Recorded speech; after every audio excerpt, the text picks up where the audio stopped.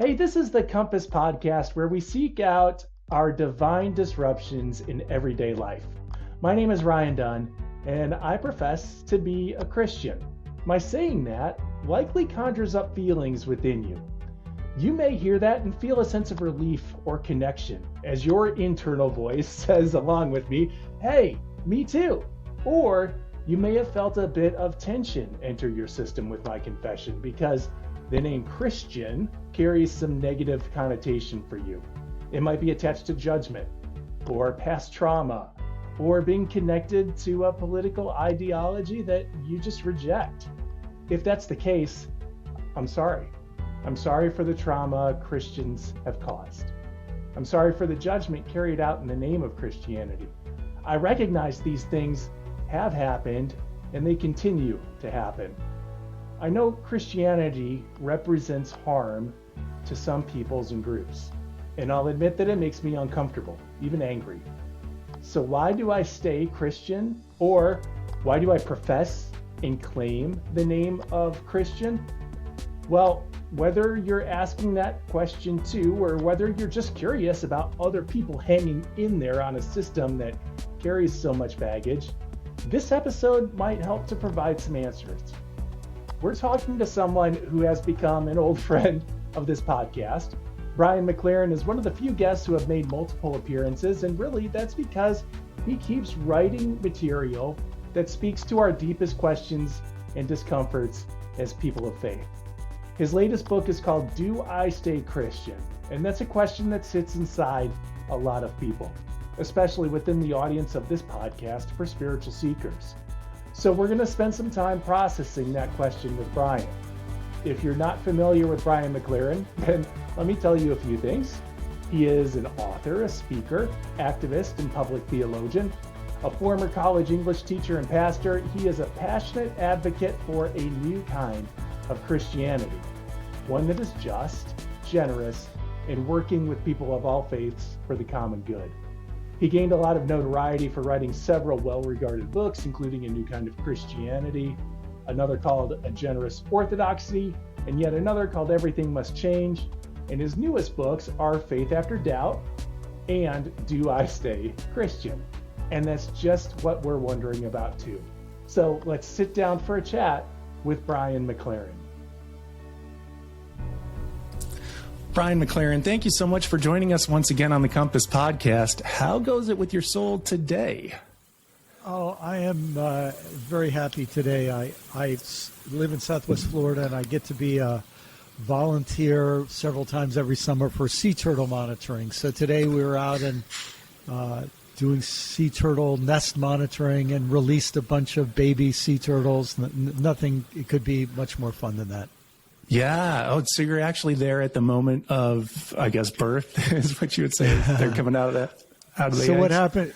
We dug up a nest today that had about 150 babies, but about 10 of them got stuck in the nest. So 140 of them had already left, and we rescued the last 10 and let them get out. And then I volunteer with a bunch of people who take all kinds of scientific data. So we did that for 5 or 6 different nests today. It was a lot of fun. No, very cool. And life-giving to you, no doubt, which can be good considering the day and the age that we are in which there's so much that kind of distracts us from the goodness of life and the way that life is kind of continuing on around us. I certainly appreciate you coming back on. I feel like we keep going to this well, but you keep coming up with content that is relevant and timely.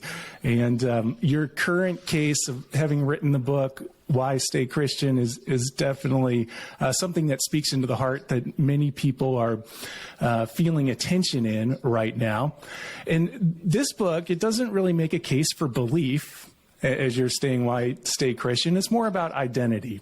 So I would love to hear from you. Like, can you really believe as a Christian or affirm that Christianity is true and yet not fully identify as a Christian? Well, I'm going to guess that a lot of people do, but that question sort of points to a deeper question, and that is, how do you define Christianity? Yeah. Okay. some people would define Christianity as, these 7 core beliefs, and others as these 23 core beliefs, and others as these 2 core beliefs.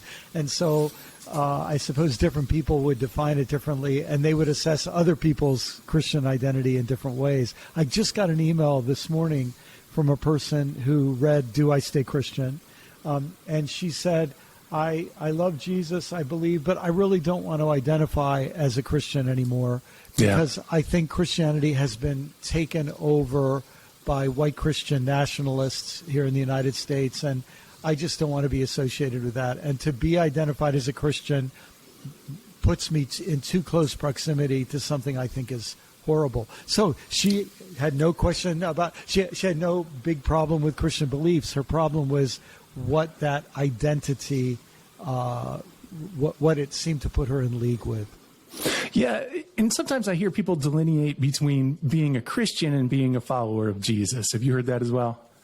Yeah, I mean, I understand. I used to say things like that myself. I now am starting to realize that issues of identity are complicated. As you know, I have a chapter in the book where I talk about the cult of innocence. And I think one of the things that I used to do when I'd say, well, I'm a follower of Jesus, as if to say, oh, those other people, they're just lowly Christians. I am a follower of Jesus. And I don't think that kind of superiority is all that helpful in the long run. I understand why it's tempting, but I think it has unintended consequences. So in speaking through to today, do you identify as Christian? I do. It's my orientation. I love Jesus. I want to follow Jesus. I am deeply, deeply grieved by so much of what Christianity has done in the world and is doing in the world. And I deeply fear that Christianity will do worse things in the future than it's done in the past. And that thought both makes me want to leave sometimes and also makes me want to stay and exert whatever influence I can. Yeah. Well, we'll get into that a little bit in terms of, I guess, the proactivity of wanting to stick it out, of wanting to stay. But I am curious. You mentioned that people define what it means to be Christian differently, that it might be ascribing to like 23 tenets of faith or something like that. For you, what does it mean to be Christian? Like, who gets to be Christian? Yeah. Well, first of all, here's an interesting thought. In the New Testament, in Paul's second epistle to the Corinthians, he says, from now on, we recognize no one according to the flesh, because in Christ, we're a new creation. And elsewhere, Paul wrote, no longer do we see people as Jew or Greek, male or female, slave or free. We're all one in Christ. It's interesting to ask. I wonder if Paul would consider the idea of Christian and non-Christian. In other words, would he say, when we're looking through the eyes of Christ, do we continue to stigmatize based on Christian, non-Christian? I'm coming to think that the more deeply I live into the vision of Jesus and the love of Jesus, the more I will just see everybody as a human being who's beloved by God, and I will see everyone that way too. Not to mention the birds of the air and the flowers of the field, as Jesus said, as God's beautiful creation. So, but if I were to define, if somebody said, Brian, you're allowed to define Christian, I would say a person who seeks to follow Jesus as the central thrust of their life ought to be called a Christian. Yeah. And so it sounds then like you almost kind of get to pass along the I guess the judgment of who might be Christian and who not to Christ, right? and in some ways, I guess what I'm saying is,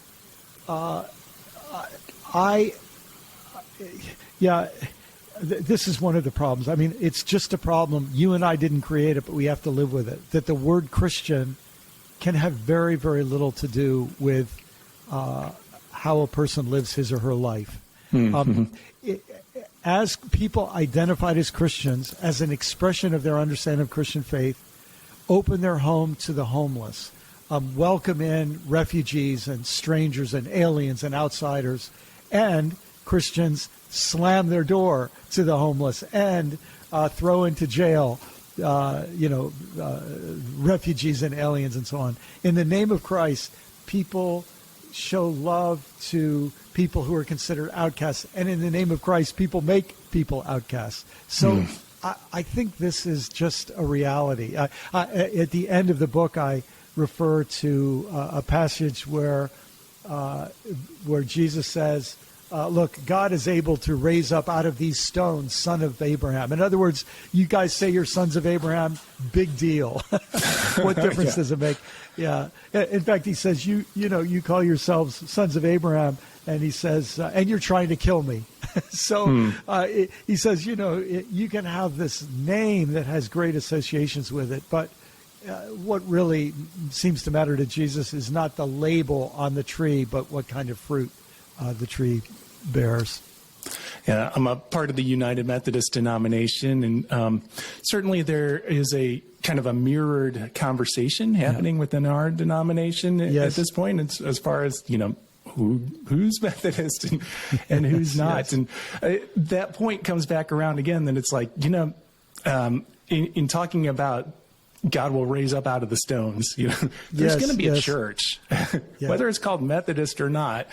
God will still be at work in the world, and therefore there will be a church presence in the world. That our need to put a label on that, and even to maintain some of the systems that have been there, is a little frivolous in the long run, isn't it? Yeah, I mean, I understand why it's so painful and why it means so much to people. And of course, there's a lot of money, and there's a lot of sort of brand loyalty and all kinds of other assets that I understand have value. But it really does point up this problem that once you start thinking about it, you realize that the Bible has a whole lot to say about it. And the issue is that it's very easy for us to have a label and let that label become a substitute for actually making intentional decisions about how we spend our lives and how we invest our lives, and of course, there are so many dimensions to it, as you well know as a Methodist. But many different religious communities are having parallel struggles and battles, and they're really related to larger struggles because in many ways they're proxy battles for economic identities and for racial identities and for cultural identities. I suppose those sort of struggles are unavoidable for us complicated human beings. Yeah. It is a part of our human condition. Well, I'm guessing that you wrote the book, Do I Stay Christian? Because that's a question that you yourself are asking. So can you take us back a little bit? Like, when was the first time that you started having thoughts about possibly not assuming the name of Christian? So I grew up in a fundamentalist Christian home, wonderful, loving parents, but I remember my first feeling of conflict really happened when I was really even in the single digits. I was a kid who loved science, and I loved to go to the library and check out books on dinosaurs and fossils and trees and fish and birds and snakes and, any living thing I was interested in. And I picked up the idea of evolution. And in my mind, I didn't really see any conflict between believing in evolution and believing in the Bible. I just assumed the Bible was something of a poetic description of where things came from. And I just, for me, that I could hold the two. But I remember being probably 11, 12 years old, 13 at the most. And I remember my Sunday school teacher, maybe I asked the question. I don't remember asking the question, but I remember him saying, oh, you can either believe in God or evolution. You have to make a choice. And I remember thinking, okay, I'm 12 years old. 6 more years, I'll be 18, and I'll be out of this religion. So that was my first time. I just thought, if you're telling me I can't believe what seems so incredibly obvious, that I have to interpret the book of Genesis literally, I remember thinking, that makes no sense to me as a pre-adolescent kid. So at a point there, it starts to become a little bit personal. And when you started your ministry, you were a pastor over a church. Was that kind of a more fundamentalist, as you called it, church? We were an unusual church. We were in some ways sort of countercultural people from the 60s and 70s who did a kind of experimental faith community. And we were a kind of a fusion between liturgical. We often borrowed from the Episcopal Prayer Book. And we had a lot of folks from evangelical and charismatic backgrounds. Our church was in Maryland. Maryland is one of the most Catholic states. Probably the single largest group of people were people who had dropped out of the Catholic Church, and then we became a way for them to get back into church. So it was it was not really in that category, although we had people in that category. And part of our big challenge was trying to help the lions and the lambs live together in peace, so to speak.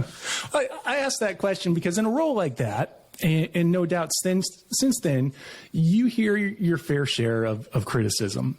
And sometimes criticism can be constructive, but also many times criticism can be nothing but harm, even made with an intent to harm.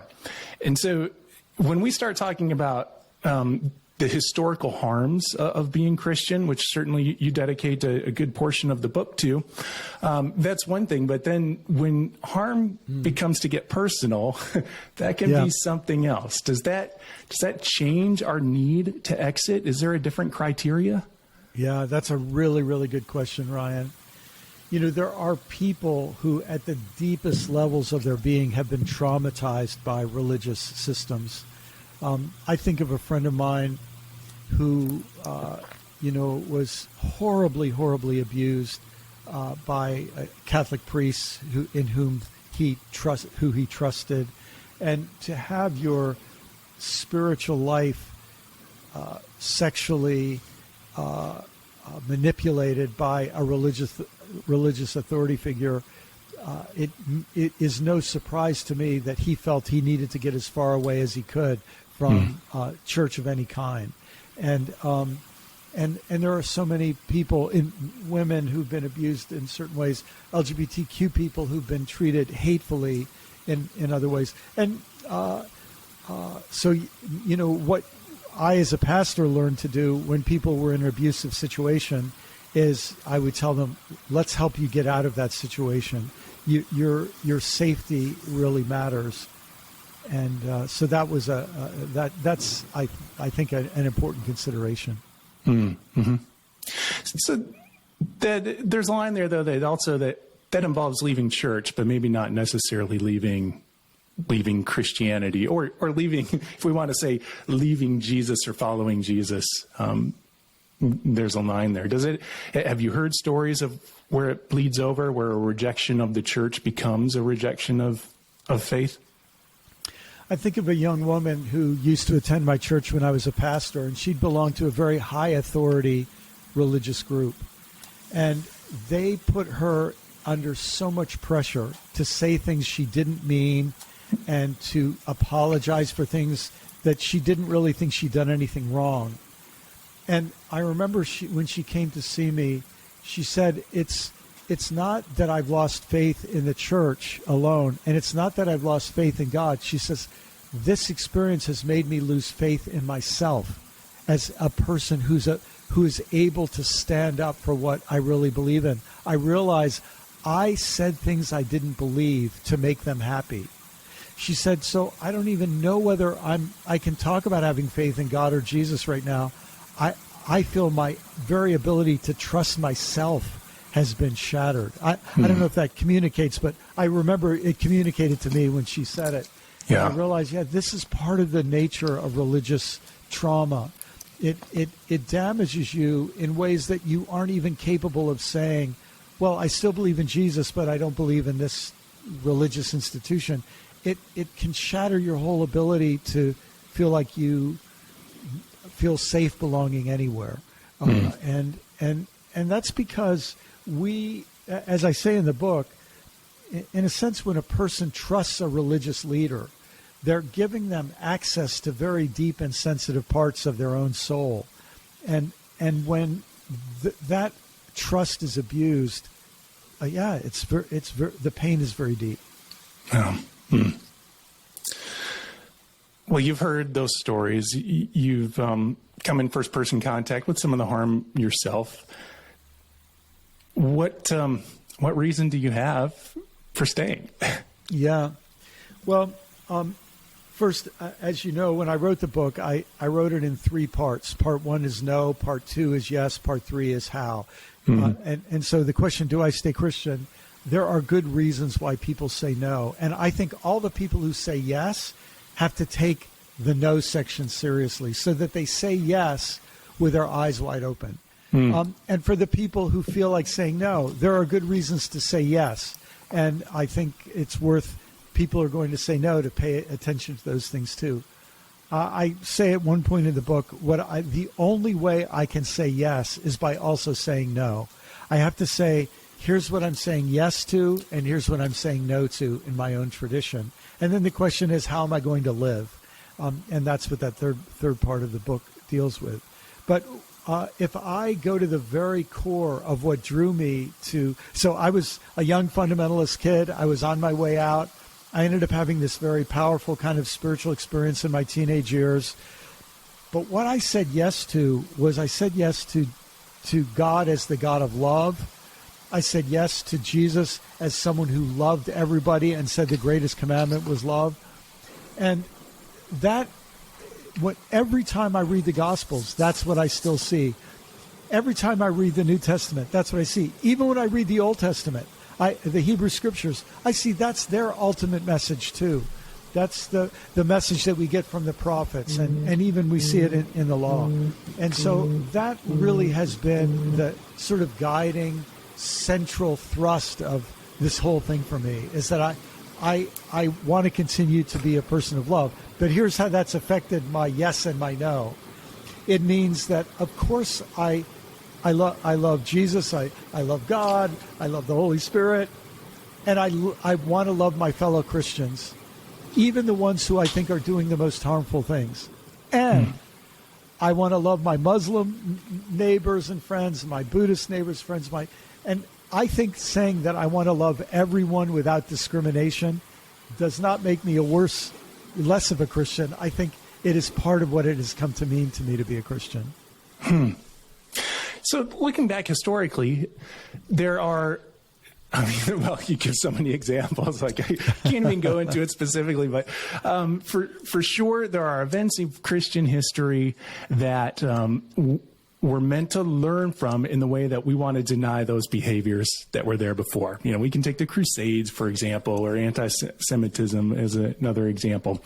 There are also humans as Christians who we have built upon, but who also have said some awful things. Like for me, the disheartening chapter was where you start talking about some of the, anti-Semitic things that some of our heroes of faith had said along the way. So how do we reconcile with that? Like, do we need to cancel people like Augustine, or how do we take Augustine's goodness and grace and yet still wrestle with the fact that he said some things that we wish he had not? Yes. So I wrote this book, Do I Stay Christian, as sort of a pair of books. The previous book was called Faith After Doubt, and one of the things I tried to say in both of these books is that doubt is not the enemy of faith. Doubt is the enemy of authoritarianism. In other words, anytime a person tells us, you have to believe what I say because I say it, anytime a person demands a kind of authoritarian domination over our own personal responsibility to think and make decisions about our lives, I think we alarm bells should go off. And part of what I think has to happen is that Christians have to understand that, Augustine said some incredibly beautiful things. He was just a man. And Aquinas said some incredibly brilliant things. And he was right about some things and wrong about some things, like all of us. And that's not to put it's not to say, oh, I'm just as smart as Augustine or Aquinas. They were exceptional geniuses. But it is to say that nobody, just because a brilliant person or a respected person thought something, doesn't mean I have to accept it without scrutinizing it myself. And I think that's part of what it means to be an adult. It means to say, I have to take responsibility for how I am going to live. And I personally think this is something that every generation has to do. They have to say, my parents loved me, my parents gave me life. I wouldn't be here if it weren't for my parents. Now, my job is to try to make sure I am no worse a person than my parents were.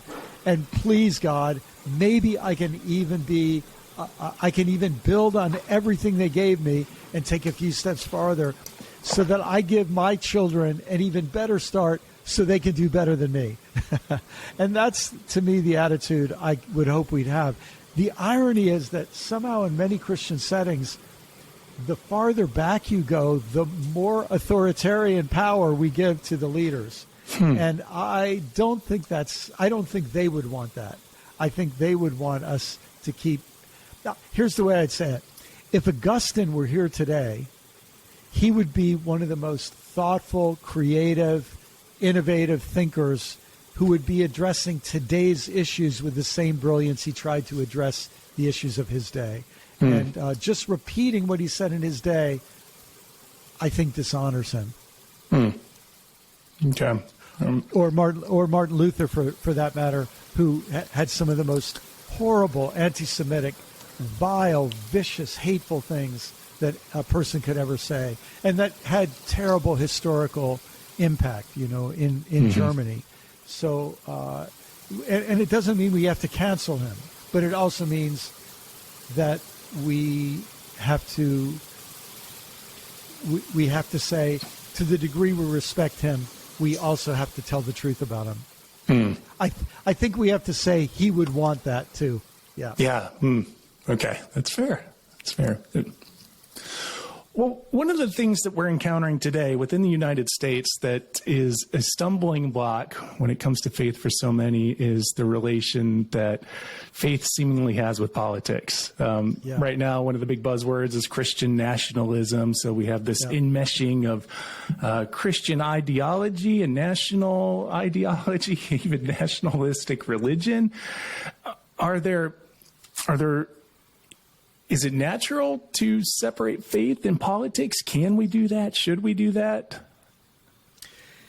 Yeah, the whole idea of separating faith and politics, I think, has a very ugly history in America. What it meant is that Christians could go to church and worship God and celebrate Christmas and have the Eucharist and hold slaves and never put the two together. Let slavery be a political issue, and if it's theological, we'll use the Bible to justify criminal behavior. That kind of separation, I don't think, is what anybody has in mind. Here's maybe the way I would frame it. If there is something good and moral in the universe, if there's anything good and moral in the universe, there's a kind of person who wants to exploit it for bad and immoral purposes. Now, here's my word for that kind of person. They're a scoundrel.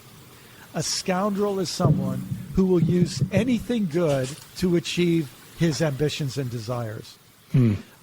So a Muslim scoundrel will use Islam to achieve base, personal, or petty purposes, ambitions. And in India, a scoundrel will use Hinduism to achieve their own purposes. And in the United States, we have many scoundrels who love to use Christianity to achieve their own purposes. Some of these scoundrels have no moral code, and they know that they're being deceptive. Perhaps the most dangerous of them, it's not that they have no moral code, it's that they have very, very little self-reflection. They never question themselves. So they are so sure they're right that they end up being scoundrels without even knowing it. And this, to me, is the reality that we face. And so I don't think we should say Christian nationalism without saying white Christian nationalism, because in America, it's the fusion of white supremacy and Christianity that has plagued our entire history, from the attempted genocide of the native peoples to the enslavement of African Americans to the mistreatment of Asian and Pacific Islanders, right up to the present moment. So, yeah, this to me it's a real thing. And it's one of the reasons I felt that this book, Do I Stay Christian, needed to be written, because I think anyone who wants to say, yes, I will stay Christian, I hope will say, and I will say no to white Christian nationalism in doing so. Was that your hope in writing the book? One of my hopes, for sure. Okay. Yes. Yeah. What were others? Well, let me just say, what really terrifies me is there are a lot of scoundrels who are my age, and they have children, and they tend to be very forceful with their children. They threaten their children with disowning them and making their lives miserable if the children don't follow all the dictates of the authoritarian father. Sometimes it's a mother. And one of the things I hope is that younger people will not succumb to the pressure that their white Christian nationalist parents put upon them. Jesus, had some shocking things to say when he said, "Don't think I've come to bring peace, but a sword." And when he said that, he wasn't talking about a physical sword. He went on to say, because in one household, a father will be against a son, and a son against a father. It was all generational. The older generation and the younger generation will come in conflict. And I think what he was saying was, I am inviting people, and it's mostly going to be young people who are willing to accept my radical message, and that's what I'm about, and that's what I hope will happen. Unfortunately, what I think is going to happen, the two unfortunate things that can happen.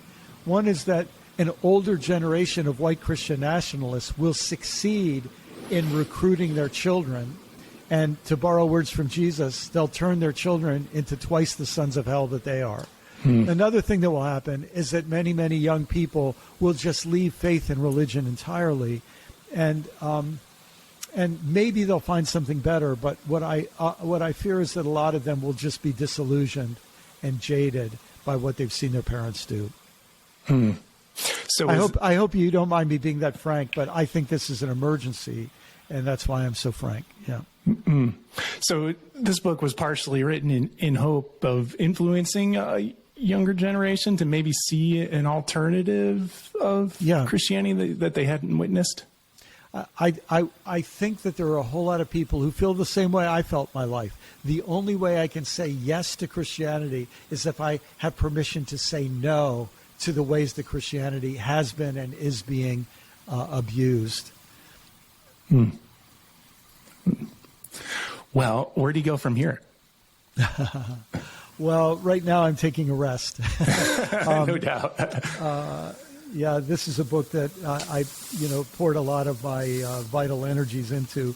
But my next book, the plan is to write a book called Life After Doom, because so many people are feeling that the environment is doomed, that our democracy is doomed, that our economic system is unsustainable, and this feeling of living in an unsustainable status quo, I think is a very, very deep struggle for many of us. And so I want to grapple with how do we live in that context. All right. Well, I'd ask you where you're going to take that, but I don't want to spoil the surprise. But I do hope that you'll indicate that, like, hey, there's some hope coming here. Yes. And as I say, I've been gathering stuff. When I write books, I don't have the answer in mind. I start with a problem and I try to write my way toward an answer. But one of the things that has already become clear to me is so much depends on how we define hope. Because if we define hope as I see some encouraging signs so I can return to my previously scheduled complacency, that's the kind of hope that I think is harmful. Despair is also harmful. It says, why even try? There's no use in trying. We don't have a chance. I think there's a kind of hope that gives us the courage to do the right things, no matter how the odds look, whether they look to be in our favor or not. And that's one of the things I hope I'll be able to explain and explore a bit.